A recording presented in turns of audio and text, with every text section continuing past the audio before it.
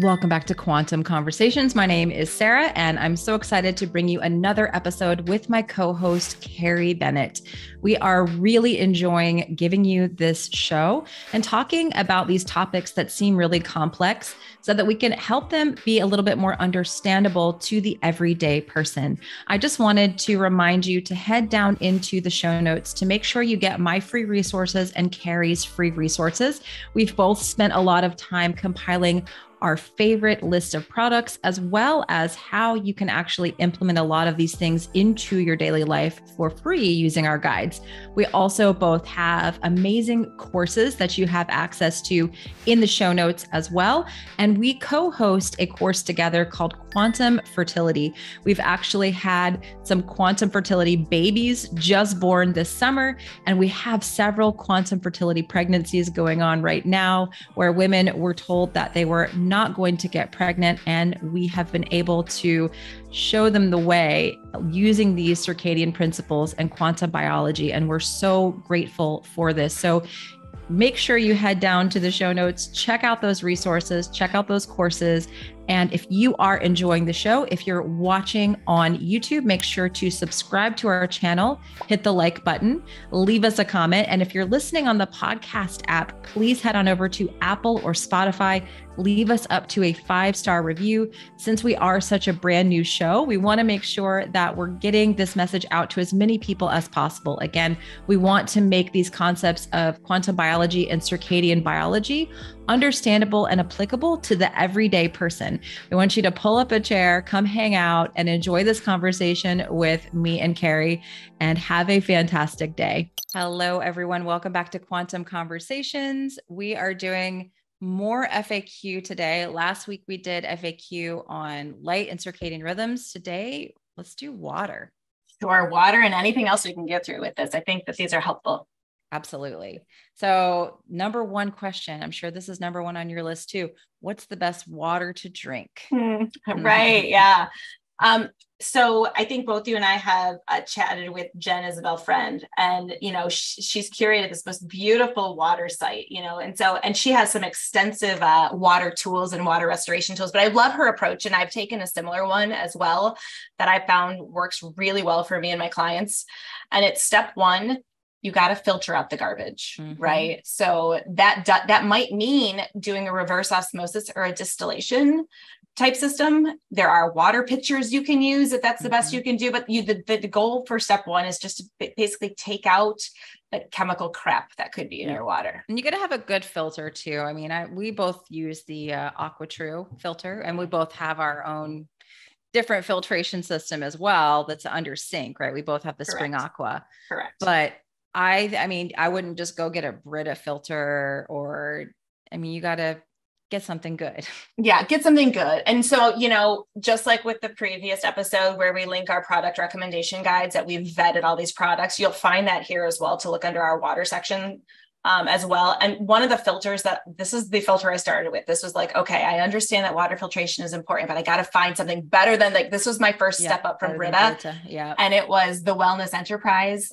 They have the best water pitcher filter ever. And it really does. It does a great job as a water pitcher.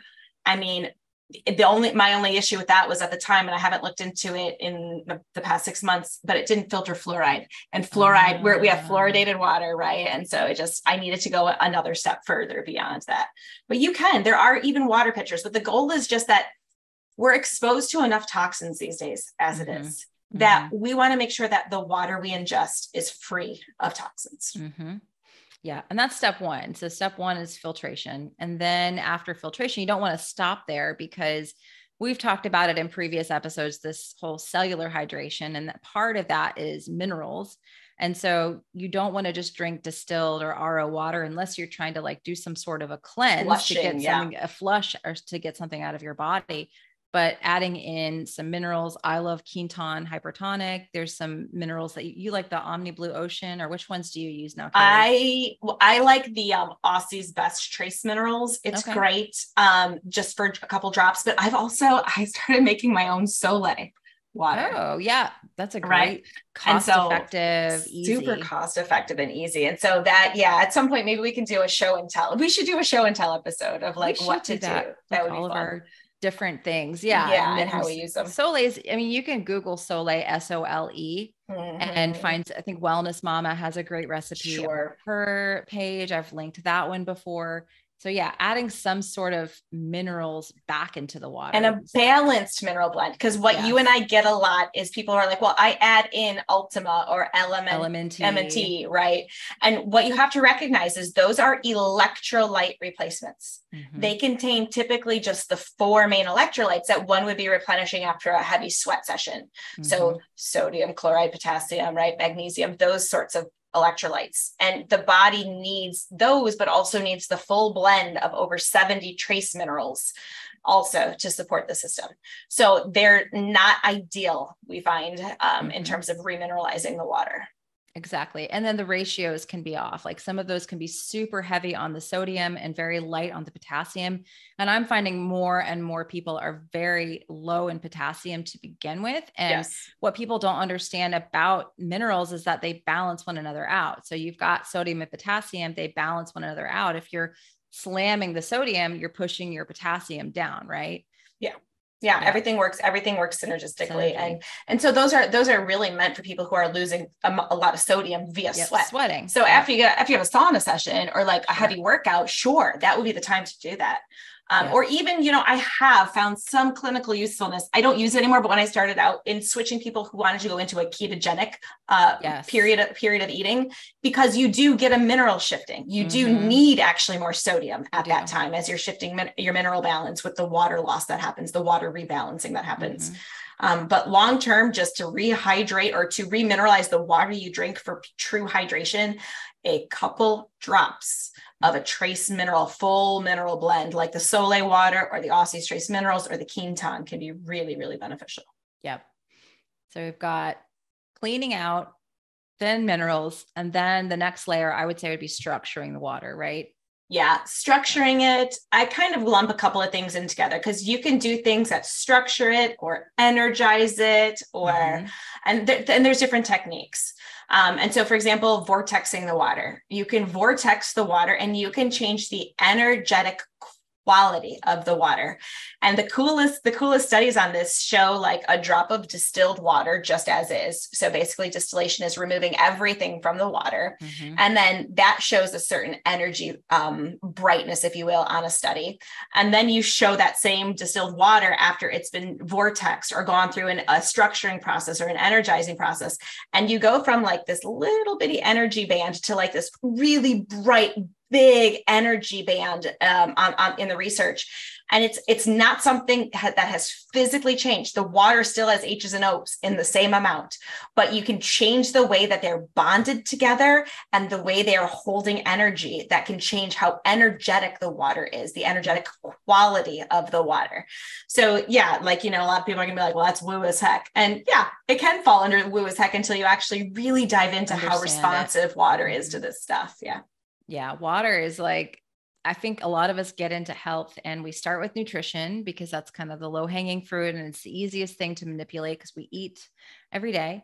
And then we move into maybe movement, exercise, circadian rhythms. And then a lot of people end up in the water. And then water is just this expansive topic that goes far beyond what's in a glass. Like, I don't even think about it so much as like what I drink. Like what I drink is just kind of second nature at this point. It's like, I think about who I'm surrounding myself with, the people, how much am I grounding? How much sunlight am I getting? Am I cold plunging? Am I doing red light therapy? Those types of things. So like, structure the water within my body. And it's just, I think about it so differently now than I ever did. It's like hard for me to just say, oh, okay, let's talk about your drinking water. But I know that's where people start with the and topic. And it's a step up from like just to drink half your body weight in ounces a day, right? Like, and I think we're providing some nuance, but I do think it's a good thing to highlight as we're going through these water FAQs that the water inside of us that's already inside of us and the water that we make metabolically, especially via the mitochondria, really trumps a lot of the stuff we're talking about. Right. Everyone wants to start off with like what to drink, but really focusing on the water in your body actually probably has a more profound impact overall. 100%. Yeah.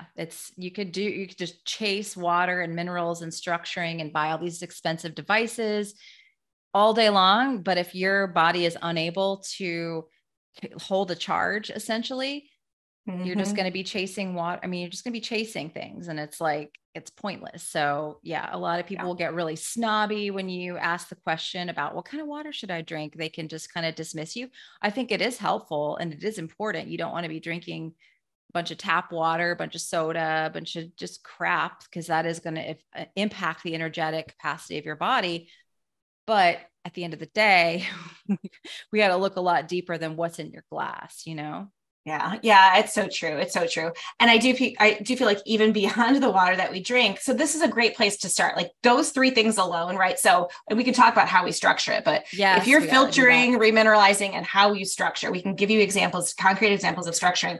Those three things alone cover that for you, right? And then you have to ask the question, what am I doing in my life that's dehydrating? And a lot of people don't realize that the non-native EMF, the wireless tech, the blue light, all of that stuff is very dehydrating because of its impact on the exclusion zone water inside of our bodies. And also because it can impact the mitochondria's ability to make more water for us inside of our cells. And everyone's like so obsessed with ATP, but when you really come down to like what the mitochondria do, it's this deuterium depleted water that it creates. That is what gives our body energy for our body's battery, more so than this whole thing about ATP. It's like, how much water can your body actually make, right? That's exactly it. ATP is important because it holds proteins in the correct shape to be their most energetic and effective.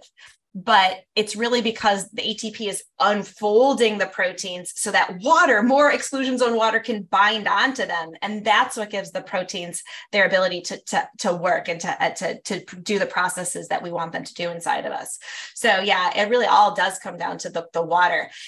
Here's another one too, right? And I know you and I are taking a course together, right? With Dr. Cowan. And really what I love about what he emphasizes is stuff that we've talked about here before, and that the flow of blood through the bloodstream is dependent on this exclusion zone water that we talk about.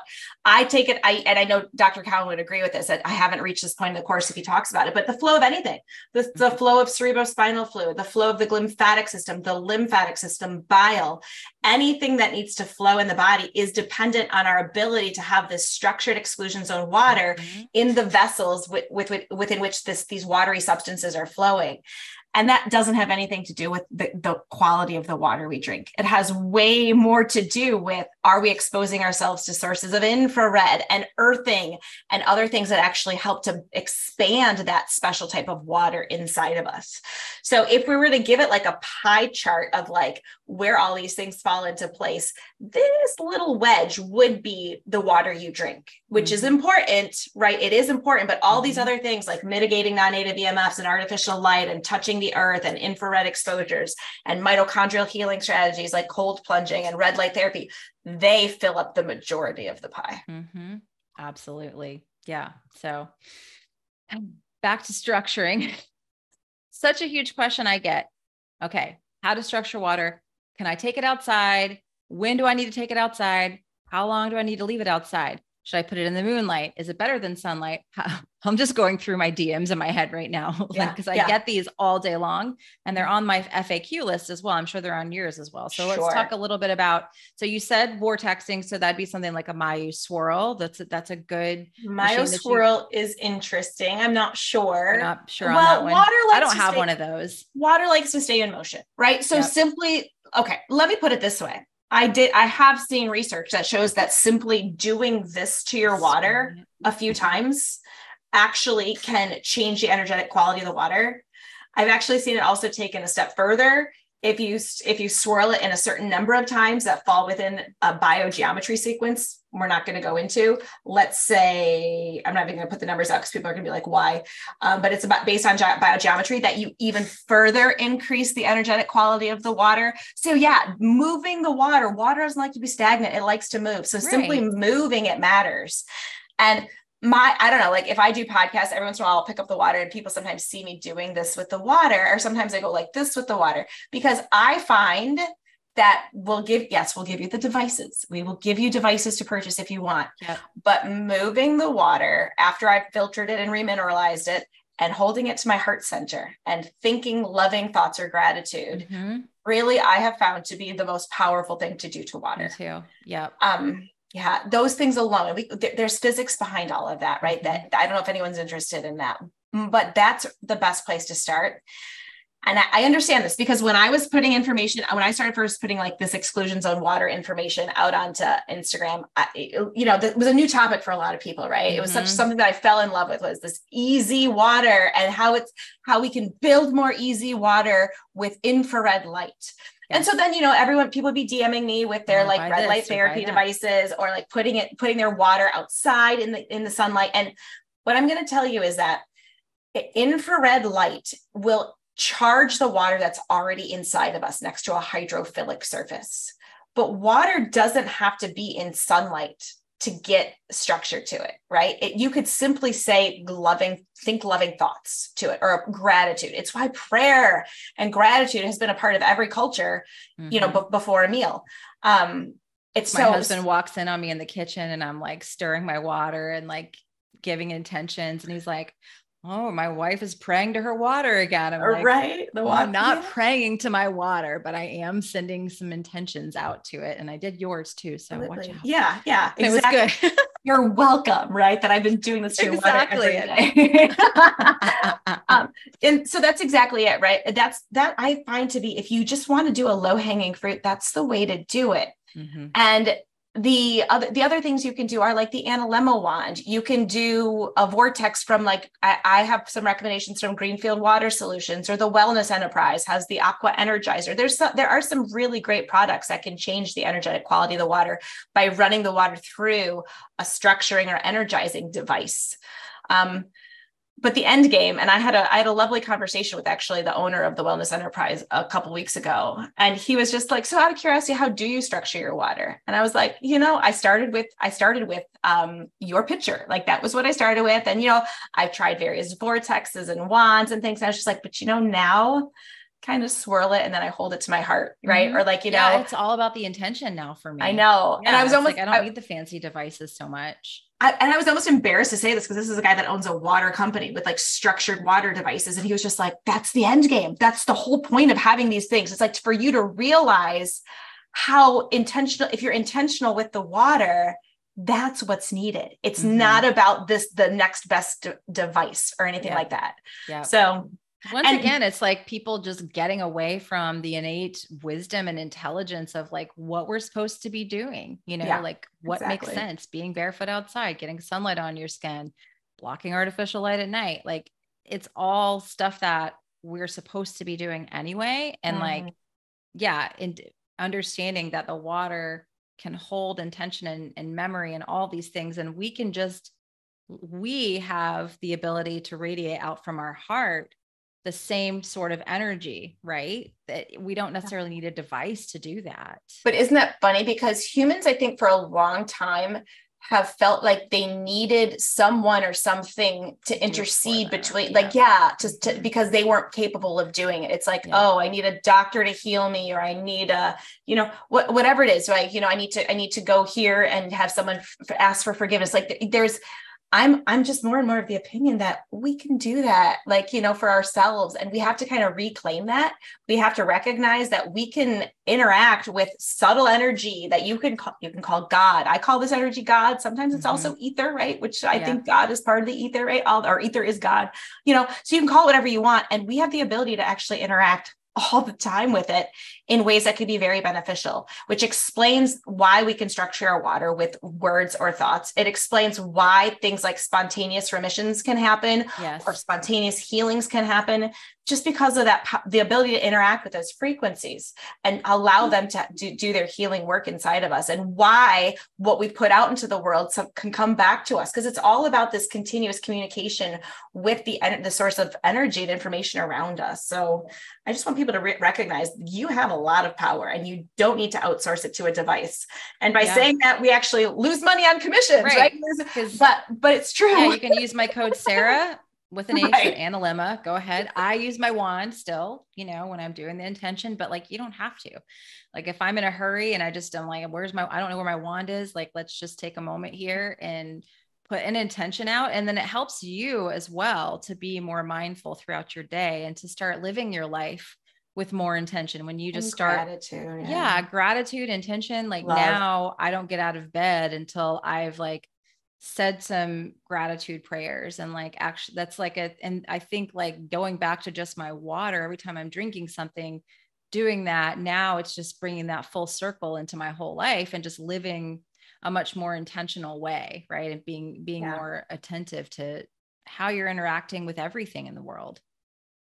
100%. It's made me so much, I just think more gratitude with everything. Like, I have this plate of food in front of me and it's like, I just feel like I can think now. I never thought of the farmers, and then even the people who maybe they had to drive this somewhere, and just everyone along the line that allowed me to have this meal. I just feel like I can feel more gratitude in my life. And it really did start with the water. It started with me understanding that response of the water. And honestly, you and I talk about this sometimes just with the two of us. And it's like, it's also why we sometimes tend to step away from social media, or like we put that down, and it's nice to be able to interact and share information this way, right? Because social media can get nasty. And if you truly understand the interconnectedness of all things, you don't want to pollute that. You don't pollute that with anger or ugly words or being mean, speaking negatively about other people, because it's kind of like it's one and the same. And I don't think people see it that way. It's like that us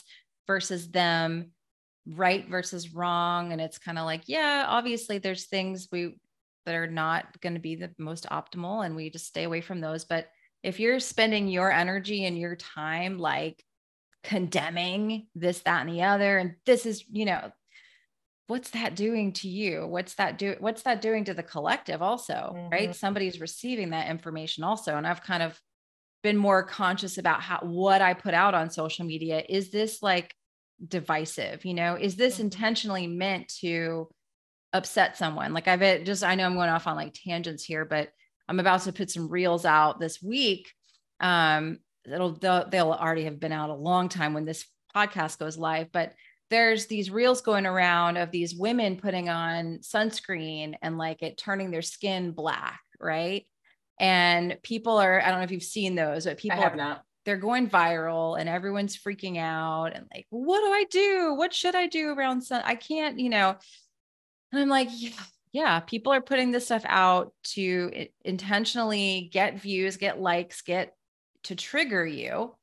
And they're not putting out a context about safe sun exposure or building up a solar callus or how to do this safely, because you can damage your skin with too much sun exposure. You can get wrinkles and age spots, and you can't, you know, like you have to do this with context, with a clean, healthy diet and safe sun exposure. And like, there's just no, you know, when you're putting out content like that to intentionally get views and likes, that's also going to trigger people in a negative way. And what sort of energy are you putting out there? And it all comes back down to water again. If people can get my very esoteric like explanation of that. That's absolutely true. No, I love it. I love that. It just really kind of, I don't know. And I guess I hope that kind of guides like our intention with this podcast too. It's not to be divisive. It's not to say anyone else is wrong and we're right. Like that's not our intention with this, because we do understand the majority of people who are in this space, this healthcare space, or works with clients, they truly do want to help people. We're just hoping and they have the right intentions. We're just hoping to help expand people's toolbox, if you will, with what they might use to expand. And water, understanding how water operates at that quantum level really frames that there's no better way you can really frame that. Exactly. So, I mean, if you want to set your water out in the sun for a little bit, you don't have to set it out there for hours, just a minute or so, right? Like water's it's instantaneous, right? Like it's like if anyone has studied Masaru Emoto's work or Veda Austin's work, water is an antenna. And so the same way that you can tune a radio, if I had a boombox, right, back in the day, if I had a boombox on my shoulder and I wanted to tune it into 103.3 to get the latest jams, I wouldn't have to tune it and then wait for 4 minutes for me to actually hear what song was being played. As soon as you tune the antenna, the frequency comes in and you get the information. It's instantaneous. Yep. So that's why I can think something and instantaneously there's a response at the bonding level of the water. That's what we're talking about, how the H2Os bond together. And same thing with being outside. I take this outside.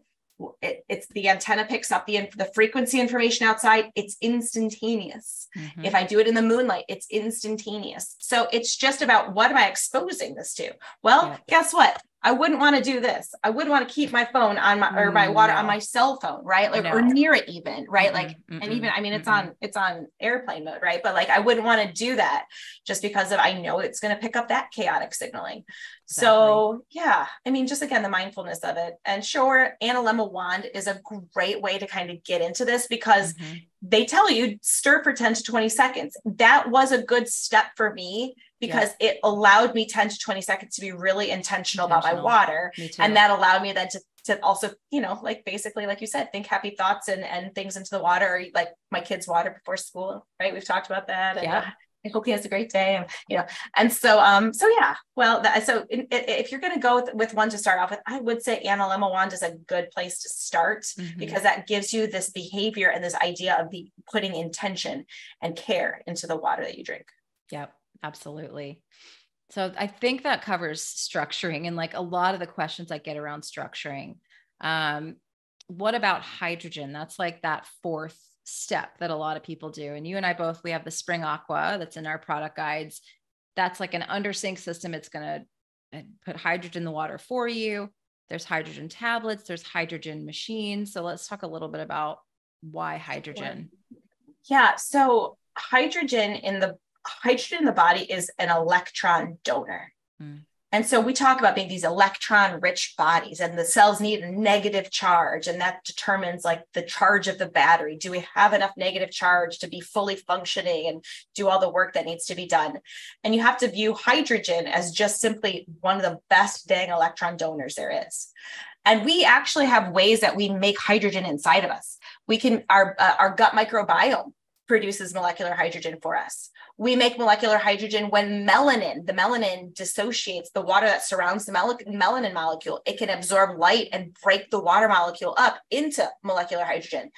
And that's happening all the time. And so we've got a lot of ways in our body that we're continuously trying to generate this molecular hydrogen because it is an electron donor. And part of that is not only to donate to energy processes of the body, but also to act as something called a selective antioxidant, meaning our body always has a certain amount of inflammation going on, and there reaches a threshold where it becomes way too much. And we can use a molecular hydrogen in our water to tone down the inflammation without suppressing it completely with heavy duty antioxidant therapies. Because when we suppress completely, that's when you get chaotic signaling, chaotic communication as well. The body doesn't realize that there's an inflammatory process that's ongoing and needs resolving.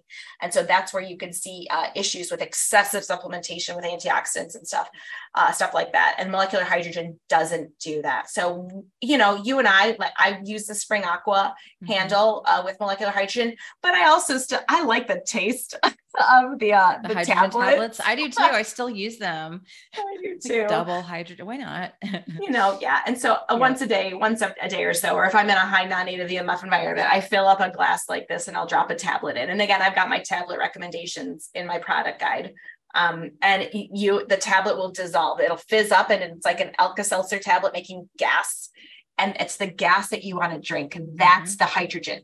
And so you drink it as it's bubbling, basically, and kind of sip it as it bubbles and goes down and fully dissolves. And that's your dose of molecular hydrogen. Exactly. So yeah, you want to drink it within like the first minute or so that it's doing the bubbling. Yeah. Minute or two. Yeah, absolutely. Yeah. And if you have a hard time drinking a significant amount of water, you have to just use cooler water because the warmer the water, the faster the tablet dissolves. And so if you are someone who likes to sip a little more slowly, just use cold water, really cold water. Yeah. So that's our 4 stages to water. And there's also, findaspring.com. Like that's a great way to harvest your own spring water. I know Jen Isabel Friend talks about that a lot of like, that's kind of the ultimate. People with well water, that's a big question. And I always say, and I'm curious to hear your answer, but I always just say, well, just test your well water and just see the quality of it, right? Like there's testing kits that you can buy from, I think from EWG, and what are some other places they can get testing kits? I recommend all going through Greenfield Water Solutions. I don't know if anyone knows Gary Greenfield. He's the founder of Ben Greenfield's dad. Like he's such a water geek. He loves water as much as we do, right? And so what I'm certain he got this question a lot. And so he came up with a way to have people test their well water and get the report. And then if they want to, they can have a consultation with someone at Greenfield Water Solutions. I highly recommend that because then they've got such great strategies over there, from countertop filtration if needed to the whole house stuff. So I've sent people over there, and you're in good hands if you feel like you want to get your well water tested and then get some solutions from that. Yeah, I think that's important with well water. Great. It could be awesome. You might want to test it though before you. I would test it. Same thing with Find a Spring. No joke. Yeah. Like we've got a ton of springs in Michigan within an hour drive, but what's nice about Find a Spring is that people have put that they ran tests on it and they have uploaded the test results. And sometimes they'll be like, I pass on arsenic. Thank you. Yeah, that's a good point. Yeah, I've recommended that as well. So even if you're harvesting your water from a spring, make sure you test that water too. Test, but trust, but verify kind of a deal. And then if you do harvest it from a spring, there's some great ways to store it. Like I love the Blue Bottle Love is great. Yep. Flaska has some great products to help have water maintain its structure. Because if water is sitting around, even if it had the beautiful structure of nature, it's going to be in a modern environment now. It's going to be bombarded by artificial light, potentially, or non-native EMFs. And these types of bottles allow the water to maintain that beautiful structure it has. So a water that comes out of a spring that you're getting, is that naturally structured? It naturally is structured. Yeah, exactly. Yeah. I still, though, I mean, it's the same thing as like, we've got that spring aqua that is structured out of the sink. I still am like stirring it and like doing my thing with it, even though I don't really technically have to. I just still do it as like a habit. Yeah. I think it's just cool to be mindful of it. And I find some people are water people and some people think that this is just, and if this doesn't resonate with you, this isn't your thing, right? Okay. And that's okay. I got in my private membership group, I've got one woman who legitimately used water to heal from every autoimmune condition. Like she was diagnosed with a half a dozen autoimmune conditions and was, debilitated injury that she had. She was on the couch for a year, and she used water, right? And she used water and intention and, some of the circadian strategies and stuff that we teach as well here. And it's so cool. And her relationship with water is just beautiful. And she gets all this stuff. And then there's people who listen who are just like, I don't get it. Like, what the heck? And, it was funny because they were like, well, I don't think that that's needed. Like, she's like, they're like, I don't want to do it. And she's like, well, then it's not for you. Right. Then that's not your thing. Right. Maybe you'll use sunlight or nature or bird song or meditation. Right. If this doesn't resonate with you, that's fine. Just make sure your water is clean, remineralize it. Right. Never hurts to give it a swirl. Woo. Exactly. All right. There you go. Right. But exactly. I trust also, like, if this doesn't resonate with you, that's okay. It resonates with me deeply. And I know it resonates with you as well. Absolutely. All right. Let me see some of these other questions. I feel like we answered so many of them. Do I need deuterium depleted water? That's a big question that I get a lot. Yeah. We covered. Yeah. Do deuterium depleted water, I have found, doesn't do a whole heck of a lot unless you've already done the circadian lifestyle stuff. Exactly. Yep. That's what I say. Because I've seen it, I've seen it in my private group where people have done a depletion protocol, which I have a deuterium course. If you want to know what a depletion protocol should look like, what to look for, what to buy, how to do it, all that good stuff. But if you are still surrounding yourself, this is a person that was in my group. She's still surrounding herself with non-native EMF, up before sunrise, not eating breakfast, or she was drinking like a buttered decaf coffee on the way to work. she did the protocol and she really didn't see a big difference, because she's still swimming. She's in tech. She's like fixing computers all day and inside all day. And she's like, I just don't feel a difference. I don't think it's helping me. And I'm like, well, because you're not eating breakfast, you're not outside, you're not seeing sunrise, you're around all this non-native EMF, you're not touching the earth. Your body it's fighting so many things that just doing a water protocol isn't probably going to be enough. On the flip side of that, I've had clients who are like, I'm doing all the circadian stuff, I'm cold plunging, let me see about this deuterium depleted water. And they notice an amazing uptick in energy after that first 21 days. They're like, whoa, I feel amazing. This is awesome. I'm just like almost ecstatic about this. And yeah, they're doing all the foundational stuff first, right? Absolutely.